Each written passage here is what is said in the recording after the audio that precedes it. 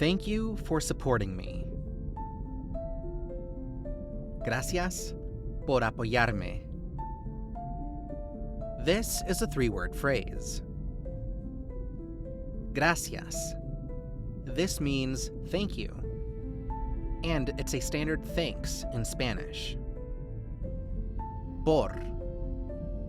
This means for or because of, and it shows the reason or cause. Apoyarme. This means supporting me. It comes from the word apoyar, which means to support, plus me, transforming it into to support me. Putting it all together, you get Gracias por apoyarme. Thank you for supporting me. Let's hear it in a sentence. El canal está creciendo más rápido de lo que imaginé. Gracias por apoyarme. Te lo mereces. Has trabajado muy duro.